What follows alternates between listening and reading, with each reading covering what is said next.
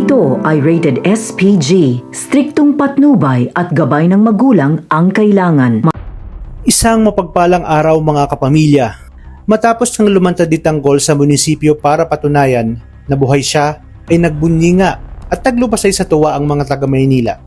Dahil muli silang nagkaroon ng pag-asa at mauupo na nga ang taong talagang kanilang ibinoto at hindi ito si Miguelito. Kaya naman, tinawagan agad ni Roberto si Lucio at sinabi na sa pangalawang pagkakataon pumalpak ito.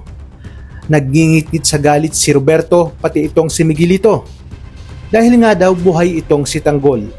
Isa nga ito sa paraan ni Tanggol na mapaniwalang patay na siya nang sa gayon hindi na makapaghanda ang mga gerero bago ang proklamasyon.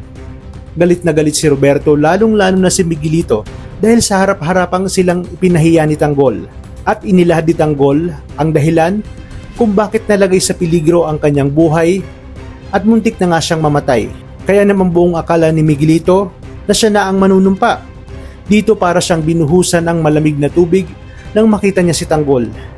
Kaya magkakaroon ng gulo, ngunit pinigilan sila ng mga pulis na ngayon ay nasa panig na ni Tanggol. Sinabi ni Miguelito na siya ang sundin, ngunit sasagot na ang mga kapulisan at sasabihin kay Miguelito na si Tanggol ang nanalong mayor at dahil buhay nga ito, naaayon sa batas na kanila itong sundin. Maging si Ramon, Marites at Don Julio ay nagulat din nang mapanood nila sa balita ang paglitaw ni Tanggol. Kaya naman tuwang-tuwa sila lalong-lalo na sina Tindeng at Marites. Sinabi ni Tindeng na talagang may awa ang Diyos at dininig ang lahat ng kanyang panalangin.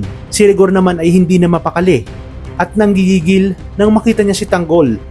Agad siyang pinigilan ni Mando at sinabi na dapat irespeto si Tanggol dahil ito na ang kanilang mayor.